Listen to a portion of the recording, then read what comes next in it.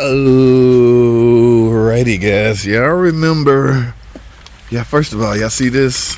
This is the part I need to fix this van. Y'all see the van? Yeah. It's a mess. Okay. Now, first thing first, let's get this old damn G.I. Joe. Cost this poor customer a lot of money. G.I. Joe was trapped up in here, y'all. And somehow, the track got caught. G.I. Joe Superman got caught in a tangle, and he came out ahead. He looked unscathed, but the poor wire harness couldn't survive the wrath of Superman or G.I. Joe.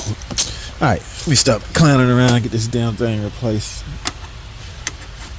Simply take note of the positioning of everything. Okay, see, you got one push pin right here. So with this push pin, that's where this goes. Right?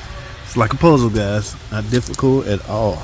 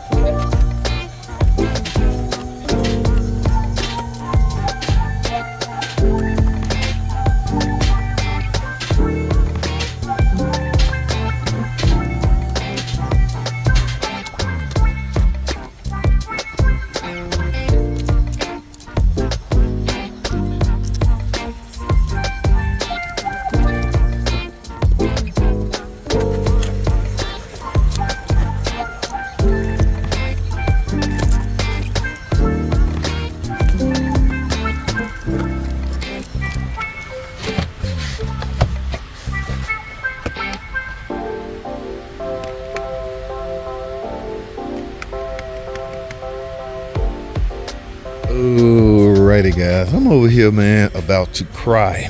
Okay, not so much about the cry. I'm a little disappointed.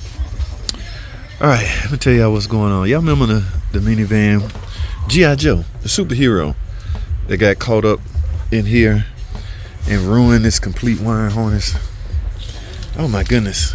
Yeah, the track, everything. Now, what's crazy about this is, I can easily see this. When I see this, I automatically assuming, yes, I can visually see what the problem is. So no work at all, right? I'm not gonna try to fix all that.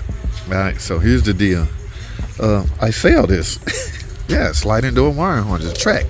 All this right here came apart. This is plastic, a snake. We call this a snake. So all the pieces came apart and they was laying in here from G.I. Joe. This customer obviously have some kids, and kids gonna be kids. They play with their toys. Some way, somehow, Superman, G.I. Joe, got caught up in there and you know what? He came out unscathed, unharmed. But $1,000 later, I don't know what this cost, what this job cost. This customer out of his money, and G.I. Joe's still fine. Look at him, all them muscles. That didn't hurt him at all. Well, anyway, after all of that, guys, it's still not fixed. Damn, do you know the embarrassment? You tell a customer you had to be ready because this only put this on take about 15-20 minutes. You tell the customer you had to be ready today, come get him. And you wait till the last minute as a mechanic because you got other things to do. You put it on at the last minute just to go over here. I'm talking put everything on. I don't know what I was thinking. I got a brain freeze. This is the button. Push that. It's supposed to close. I got it plugged up here. I got it plugged up here. Now here's the thing. I unplugged it to find out if I had power supply. It's a module inside the sliding door. I don't have power supply. Oh my goodness, why don't I have power supply? It was obvious what the problem was. Open circuit. That's obvious, right? Look at this. Well, JT, it's time to diagnose some more, and chances are I'm not getting paid which I'm cool. I can live with. I'm down and depressed as it is. There's no way in the hell I'm gonna call this customer back and ask for some more diag time to figure out why the sliding door is still not working after I assured her that this was the problem. See, this is where the difference between a decent shop and a crooked ass shop do. Cousin Pookie them shop, they'll put a bunch of parts on your car, find out those parts not fixing it, and give the car back to the customer and still expect to be paid. Yes, I expect to be paid, but I also understand that you expect a fixed car from the estimate I told you. I said all that to say this. I'm gonna take it upon myself to figure out what the hell going on. That's an open circuit, guys. This van is stow and go. I could have a pinch wire under there. I could have a pinch wire under here. I could have anything can be wrong with this car. Yeah, that wiring harness travel all the way through here that goes to the tip'em. Speaking of tip'em, like I say, this is a module that's on the bus and the tip'em is on the bus. So your diagnosis should essentially start with that, a scan 2 diagnosis. So yeah, always, visual is not always, you know what I'm saying? Visual is good. Anybody would be happy to see this, but you might have to go a step farther. So here's what, let's hook up the scan 2 and let's start there. All right, let's get it, man. I feel bad. JT, pick yourself up. You're gonna be all right. Hold tight, guys. Alrighty, guys. So here's my topology. I have no fault codes in the tip'em whatsoever. However, y'all see this? That stands for door module right rear. That's the door module we working on. And what do you know? Door module rear left. So both of my, these are sliding door. Both of these modules, why don't I have a code? Oh, I do have a code. Lost communication in both of these modules. So the tip will pick that up. Wonder why it ain't. Look, there it goes. It's yellow now. Oh, yeah, okay. Maybe the scan 2 had to reset itself. So I got modules. I got codes on all of these. But these modules, without these being active on the bus, my sliding door would never work. But there's some commonality, or there's a couple of things here in common. Both of the sliding doors not working. So we may be on to something. Let's do this, guys. I want to go to the wiring diagram and see what feeds these sliding doors. Maybe a fuse that feeds. First of all, let me check the fuses. Let's go to the fuse box. Alrighty, tip them. Alright, now, golly, I wouldn't guess something like a sliding door would be these simple fuses right here. It would have to be like a heavy 40 amp, 30 amp, a huge fuse, 60 amp maybe. Because I don't know, I gotta go to the wiring diagram anyway. So I'm thinking it's one of these big fuses, or even a circuit breaker. I don't know. I'm not getting power there because y'all know in order for a module to work, you got to have power supply, ground, and communication. I'm obviously lacking something. I don't know, but we're going to start out tracing from a power source and we'll make sure we get power to both sliding doors. Let's go back to the wiring diagram. Alrighty, guys, I have the wiring diagram pulled up. Oh my goodness, this is so helpful. Okay, here go our left rear sliding door right here. And where's the right one? Because both of these, here's the right one. Both of these sliding doors are down on the bus. They're not even speaking. So what we can find out, what we can zone in on, is what these modules have in common as far as power supply. Alright, I'm assuming it's red. This is the left door. So don't focus in on one door. Focus in on both because they're both down on the bus. Connector 1, C1. So I am being fed. Look at this. Okay, fuse J03 40 amp feeds this module. And there's a line going all the way down here. Let me slide over here. In fact, let me make this smaller. Yeah, look at this. So I should have power supply. Now I haven't gained access to the module that's inside the door panel. But C1 should be hot on my terminal. But look, this fuse right here feeds this module as well as this module.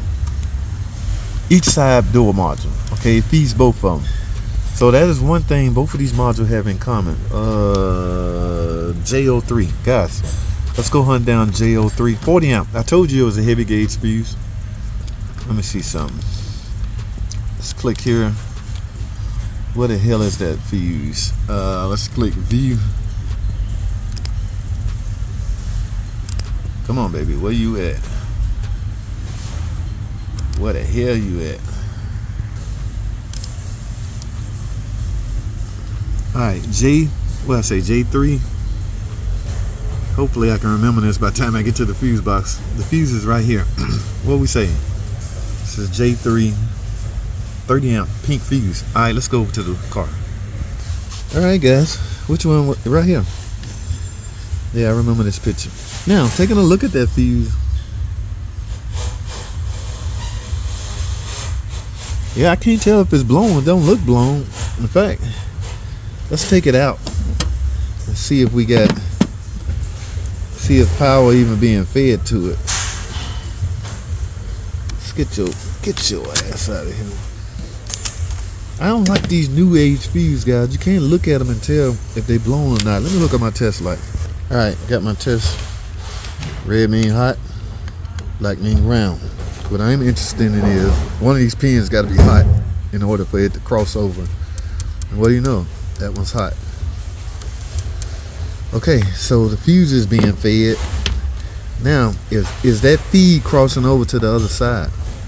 I literally can't tell. Now you can take an ohm meter and ohm this out, these two prongs. I don't feel like doing all that. I'm just gonna grab a fuse. 30 amp. Let's do this one. I don't know. Do that one look different than the other one? Who the hell cares? Let's find out.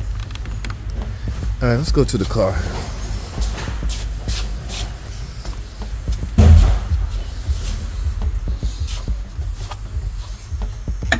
Yes! Oh my goodness. Holy. It's working. I don't want to. Guys, I want to do the other side work.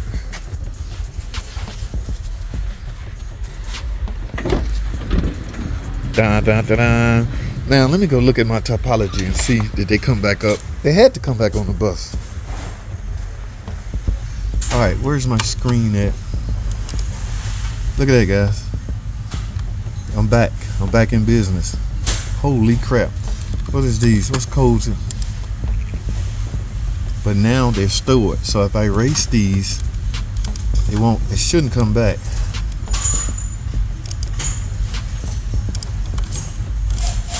Look at that, guys. That's how your topology is supposed to look. Besides that lightning bolt, it's a flash on this HVAC. But I could give two F's about that right now. I got my oh man, let's go back to the car. Alright, so here's what I make of this. I gotta find something to put a 30 amp back over here. Guys, car makers have failed us. I want y'all to take a real good look at this. These fuses look the same, but this one is blown. What the hell is wrong with these people? Yeah, the suspense is killing me. Let me take this out and put this so-called blown one back in. Or because maybe I didn't push it all the way down, or maybe the original one. Alright, maybe this wasn't pushed down all the way. It is pushed down all the way. Alright. Oh, it's not working. Put this other fuse back in.